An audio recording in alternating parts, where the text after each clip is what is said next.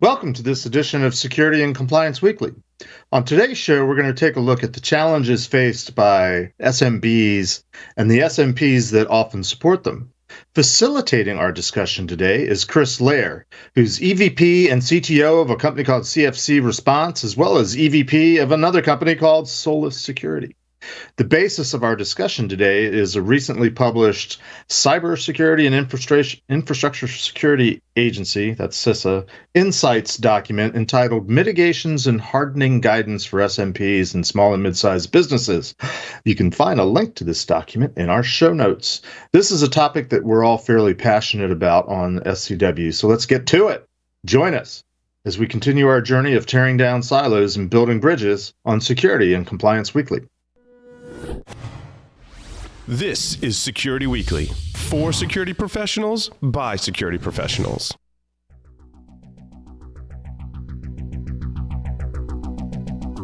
And now, it's the show that bridges the requirements of regulations, compliance, and privacy with those of security. Your trusted source for complying with various mandates, building effective programs, and current compliance news. It's time for Security and Compliance Weekly.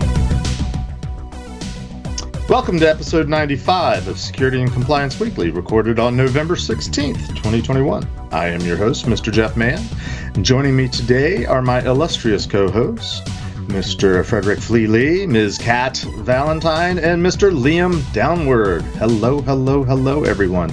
This is the first time we realized that Liam and Kat are on the same show together, so we did a quick introduction before we started broadcasting. Have a few announcements before we jump into the show today. Security Weekly Unlocked, of course, is going to be held in person, and we're getting close. It's coming up on December 5th through 7th at the Hilton Lake Buena Vista. Keynotes will be from Alyssa Miller, John Strand, Leslie Carhart, Dave Kennedy, and Merrill Vernon. If you haven't registered yet, and why not, go to securityweekly.com/unlocked. Get there, sign up, check out our lineup. All right, also, coming up on our next live webcast, which will be December 2nd, you can see what's under the XDR hood. And I had to actually look up the distinction. That's extended detection and response, because who can keep up with all the buzzwords? Not to be confused with EDR, which is endpoint detection and response. I was kind of bugged that X was being used for extended, but that's just a personal problem. At any rate, go to securityweekly.com/webcast to register for that webcast. And of course, our on-demand library of previous webcasts and technical trainings may be found at securityweekly.com/on-demand. All right, enough of the formalities. Let's move on to our show. Today's guest, as mentioned, is Chris Loehr. He is EVP and CTO for a couple companies. I'm not going to rattle it all off again. Welcome, Chris, to Security and Compliance Weekly. Thanks for having me. I am ecstatic to be here today. We are ecstatic and excited that you're here with us. We like to start the show by getting to know you a little bit. Maybe you could start by telling us a little bit about yourself, your background, and how you got to be two places at once. How does that all work? Yeah, sure. I can explain a little bit of that. So I got my start really in the financial services side on banking. So kind of grew up on the banking side of things. So compliance was second nature. I would say at the start of my banking career, it spanned about 14 years, maybe 10% of my life was compliance. But towards the end of that span, I would say probably close to 85% of my day was dealing with compliance of some nature, right? And so it's just, being a bank, being highly regulated, being a public, public institution where you have stock and everything, and you have Sarbanes-Oxley and stuff on top of all of that. It was pretty onerous. So know it very, very well. And a lot of times I tell people, hey, if you can't figure something out, go see how the banks have been doing it for years. And it's probably a good idea to do it that way. Solus Security was a security company formed about, just under 20 years ago, focused on banks. That's how I was introduced to Solus Security, was their first client way back in 2003, 2004. And over the years, used them for all the security stuff. And soon I became an employee and started to run part of the business there. About 3 years ago, we started doing a lot of incident response work, leveraged our security knowledge and doing a lot of response work. And we then got acquired by basically a business liability insurance carrier based out of London called CFC or CFC Underwriting. And so when you see the name CFC Response / Solid Security, it really is one and the same. The biggest difference is you'll rarely hear us call ourselves CFC Response unless you have a cybersecurity claim, which we're talking to people today, so you hopefully never have to file a cybersecurity insurance claim. And then anything else outside of that side of the business, our identity has been Solid Security and will remain Solid Security today. Excellent. Thank you for that clarification, because it just seemed not a kind of problem. weird when I was looking at your LinkedIn profile. Wasn't my idea. I'll just say that. Gotcha. Yeah, no worries.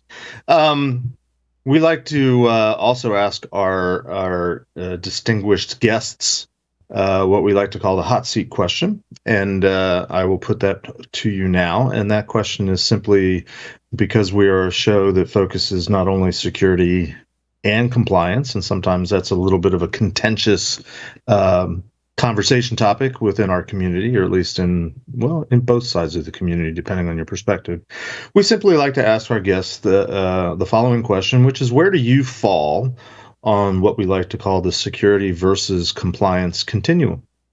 Yeah, it's a great question. So it makes sense for it to be a hot seat question. So being involved in trying to run IT and being secure and compliant at the same time is no easy task. But what I tell people is, if you focus on the security, you put your controls in place, you leverage whatever framework, set of controls, or whatever you're going to adopt, the compliance will come. Now, it doesn't mean it's going to come natural, meaning that you're going to have to use different vernacular, tweak the language, deliver things in different formats. You might have one report that you might have to produce in 3 different ways just to appease on the compliance side. But that's where I fall. I mean, obviously, I do not believe if you're compliant, you're secure.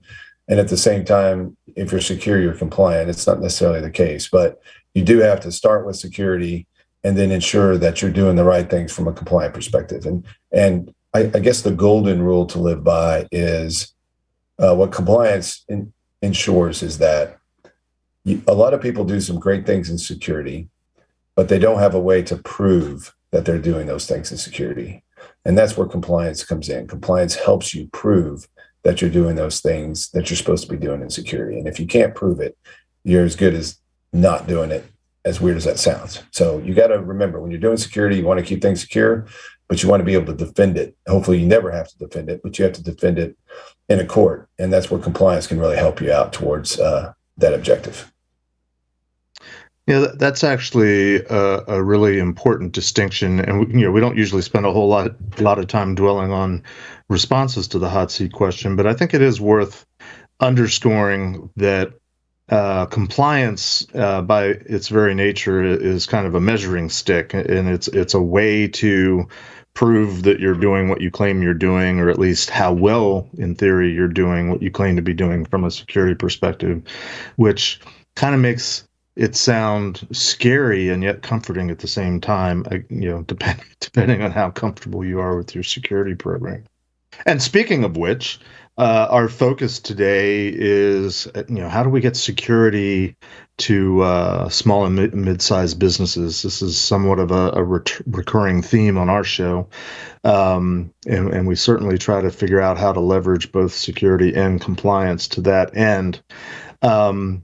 The document that we cited that was published by CISA, I think back in July or something like that, which it's a fairly short document. If you actually open it up, it's only like a two-pager front and back, I guess, if somebody would actually print it on, what was that stuff called? Paper, that's it. I think it's pretty quick and to the point. Here's some things to do, don't do. I actually wanted to bring Liam in here to the conversation, because when we were talking about this as a topic and we were wondering, well, who could we get to come on and help us guide the conversation, he suggested you. So Liam, I wanted to give you the opportunity to jump in and just sort of ask the setup question, or any leading questions. Sure. Why'd you invite this guy on the show? Let's take it from there.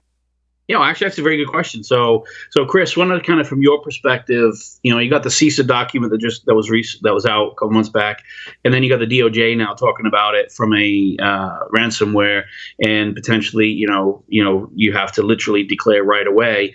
So what pressure is that putting on MSPs to start to actually engage a cybersecurity program rather than saying, hey, we do security, but we focus primarily on firewalls, patch management, and antivirus. So how does MSPs going to expand so they can, start looking at protecting their customers in a more stringent and more compliant manner, if you want to call it as such?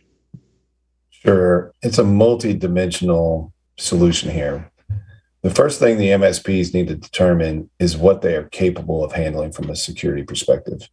And they need to understand that there are going to be limitations, and those limitations are in their best interest as well as their client's best interest. Forever, kind of the moniker for MSPs is, look, we're going to take care of all of your IT stuff. You don't need to worry about it. You focus on your business. We'll take care of IT.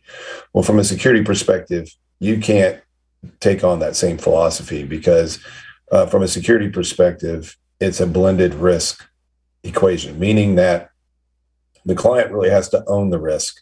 The MSP can deliver on controls, can do those types of things, can advise on the risk and the options to mitigate or remediate the risk.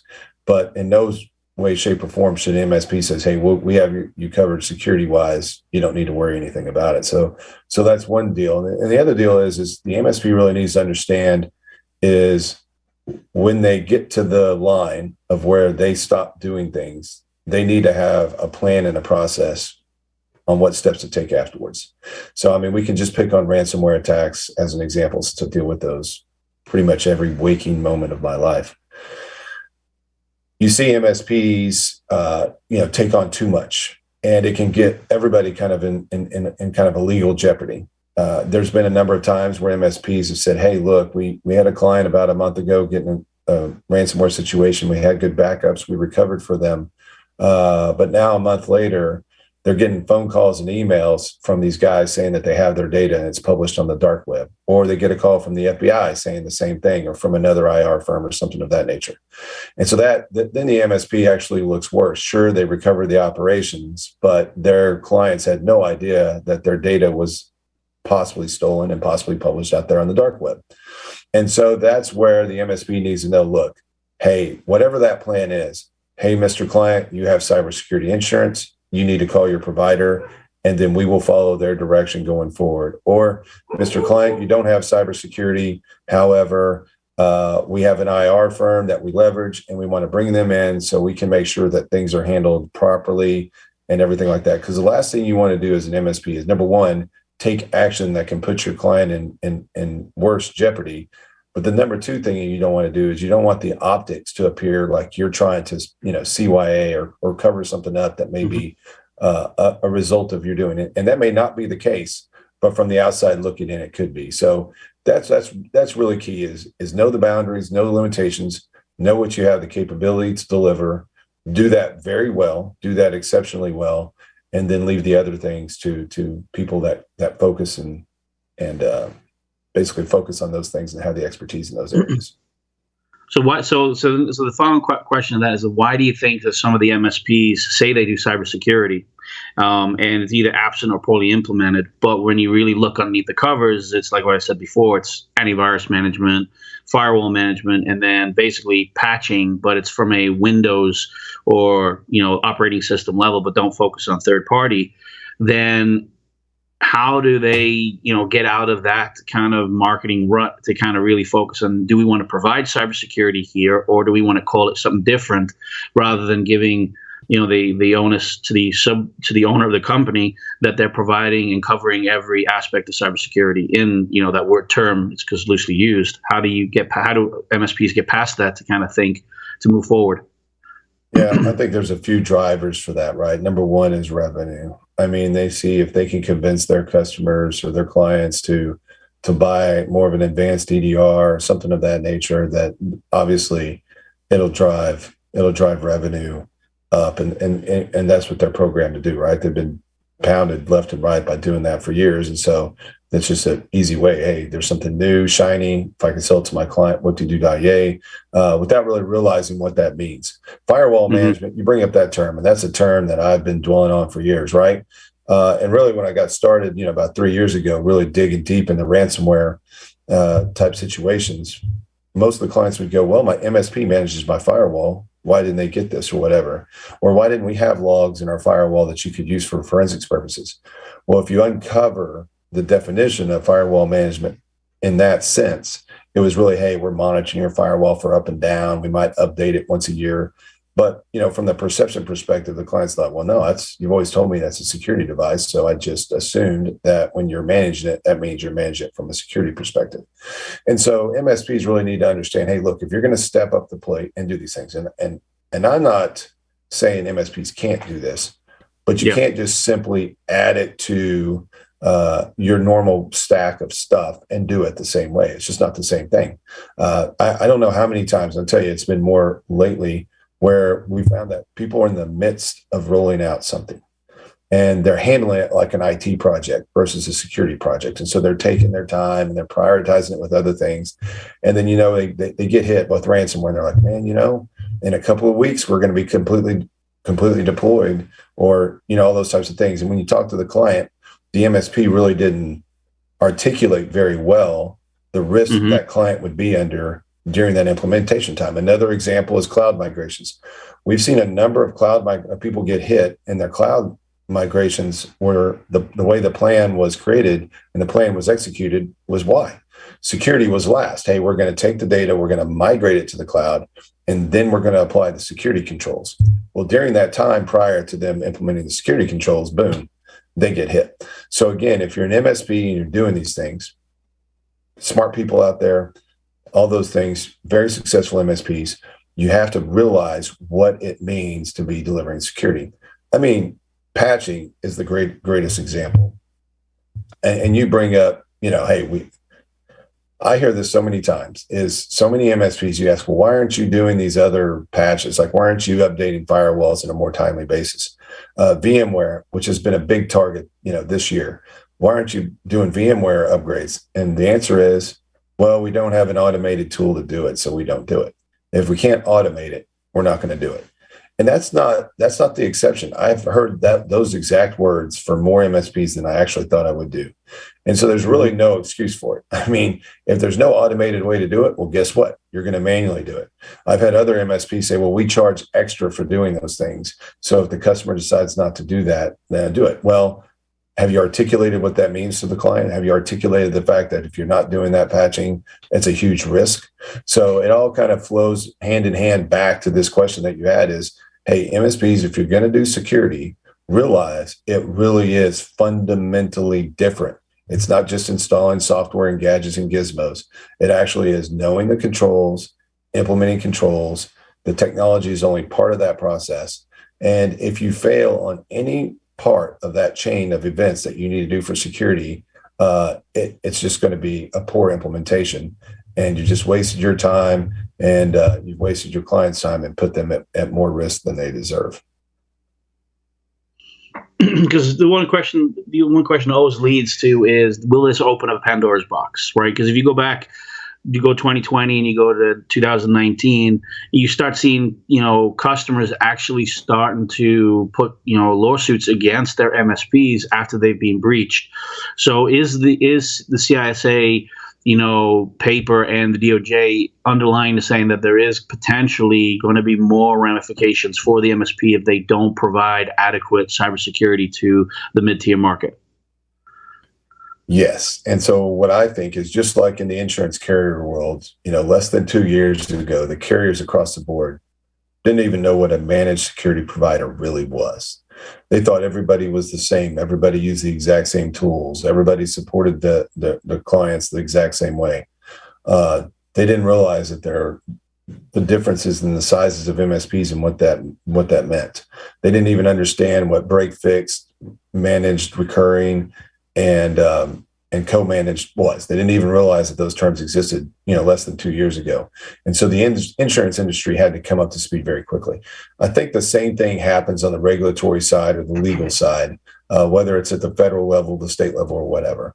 I really don't think people really understand the MSP space today, because I think if they did, we would probably see more legislation getting in front and dictating what MSPs should do or should not do, or putting safe harbor provisions in place and those types of things. So I think and the other problem we have is, if the MSPs are not educating the legislators about what MSPs are, then the legislators are just going to assume or take someone else's word for it, and you're going to be handed or dealt with some legal ramifications that are going to be very tough. And I'll give you a great example that we can relate to. You have seen, 2 years ago, there wasn't a lot of state regulations around breaches. They were pretty light if they did exist, and there was no teeth in them.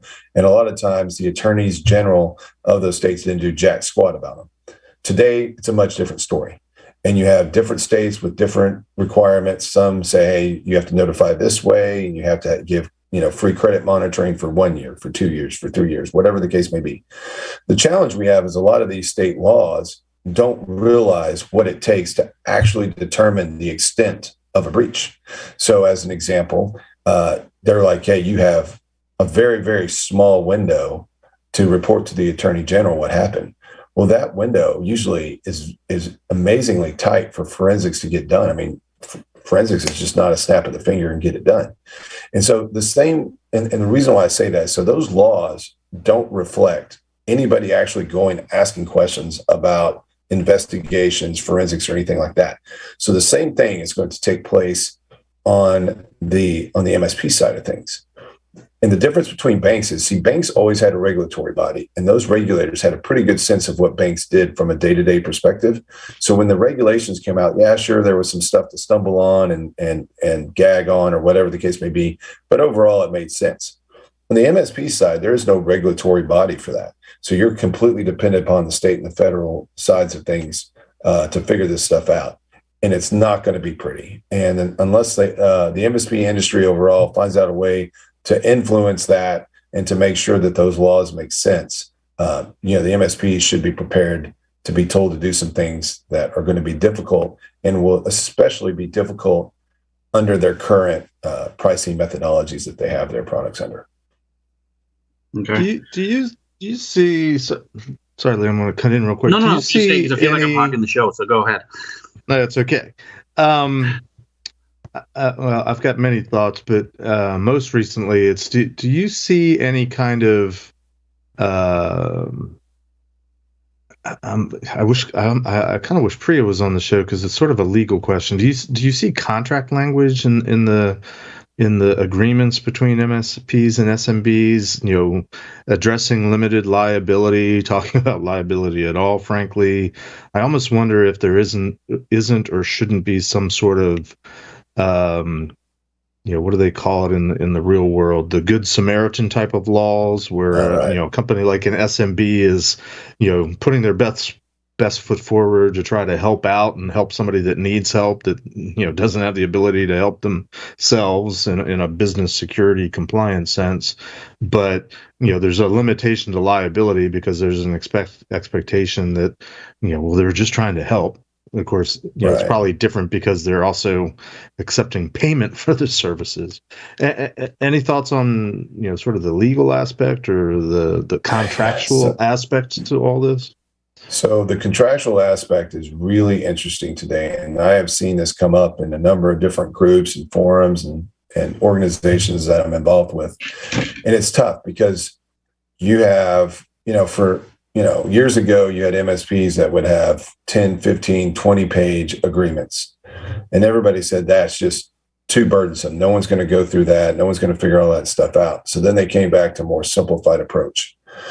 And so there's got to be somewhat of a middle ground in there about what should be put in contracts. Now, there's a lot of MSPs out there that don't have contracts, which is another issue on its own, right? So there is no limitations of liability in place because there are no contracts. Now, in some states, if you don't have a contract, that's not a bad thing, because the state kind of comes and weighs in, and then they provide some kind of, and I'm not an attorney, but I just know this by experience, the state has some law that kind of determines what that limitation of liability is.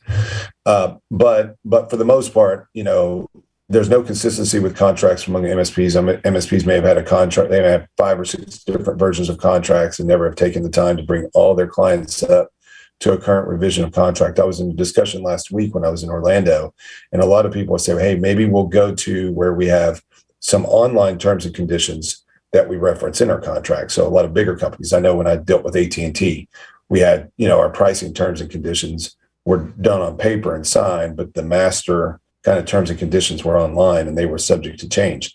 And so a lot of MSPs are trying to figure out, hey, can I do that? Therefore, if I need to make some changes to my terms and conditions, I can do it more dynamically, give all my clients notice that the terms and conditions have changed and do that and so on. So I'm sure everybody on this call has seen that happen with one vendor or another. The other thing that I've seen is the actual insurance carriers themselves start to weigh in. So if you're an MSP, you go out and get a policy. That is called a tech policy because it's a tech service provider policy. It's not the same as just what your clients would be a typical cyber policy.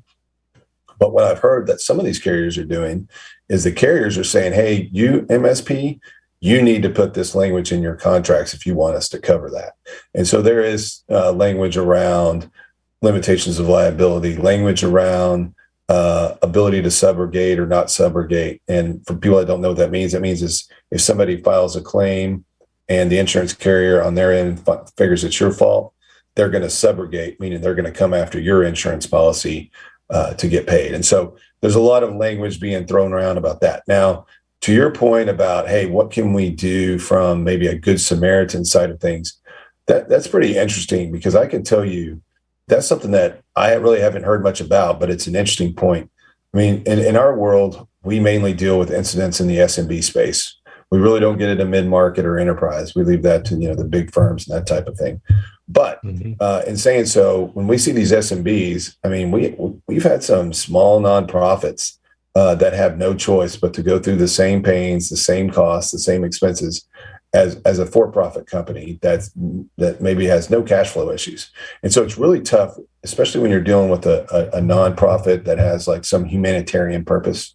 We dealt with organizations that deal with domestic abuse victims as an example.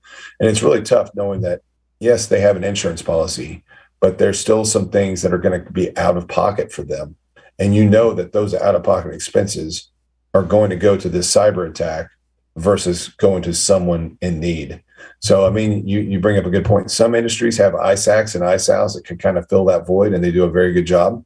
But for the most part, those industries, the majority of SMBs don't fall in those industries that have those ISALs and ISACs. So it's a really good point, and I think it's something that needs to be explored further.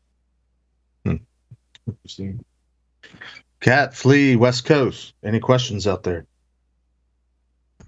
Not really a question, just kind of an observation. I was just sitting here thinking about how PCI and the PCI Council really was a little bit ahead of the curve on addressing some of the challenges for MSPs to be taking up, like basically these security things, right? Just kind of was looking at the qualified integrators and resellers. Like they've got a program like that where even the people integrating a payment system have been trained on and are qualified to stick with security controls and things like that. That's kind of what I was thinking about was, wow, PCI really was a little bit ahead of the curve on that. No, you're exactly PCI right. They were. I agree that that's a very good example that unfortunately not many others followed. Yeah, they literally have several programs. They've got the integrators program. For the longest time, they've had PA QSAs, so payment applications were getting blessed by the council as well, like where you would even send the report off and the council themselves would take a look at it at the report on compliance. No, it's called something else for QAs, but like everything from the software to the hardware devices, the PIN devices, and even the people that go in and install that stuff, like they really do have programs for all of that. So I'm wondering if instead of leaving it up to government, if somebody can go ahead and jump in and make programs like that, that'd be kind of cool. Yeah. No, you're exactly right. I mean, a lot of people hang their hat on CMMC, and we've just seen this recent change. That's a government deal, and my hopes of that coming to fruition anytime soon, there are no hopes of that, right? And so you're right. From an industry, the industry from a PCI perspective is one that took that bull by the horns and carried that forward. And you're right. That's going to be probably the best path to success. If we depend on any type of government entity or entities to do that, I don't know. We're all going to die of old age before that happens. Right. Sleep. Chris. Chris, you picked on one of my favorite, I guess, subjects, which is just government efficiency. We just put it that way. I'm kind of curious, like with the CISA though, and I like Kat's call out about PCI. One of the great things about PCI is that it's very prescriptive. It literally says you need to do X, Y, and Z. These are your expectations. Here's a checklist. When I look at the CISA guidance, it didn't seem as prescriptive. And I'm actually kind of curious, like, what would you have liked to have seen from the government if you were to, wave your magic wand, actually have some kind of government regulations? What would that actually look like for you?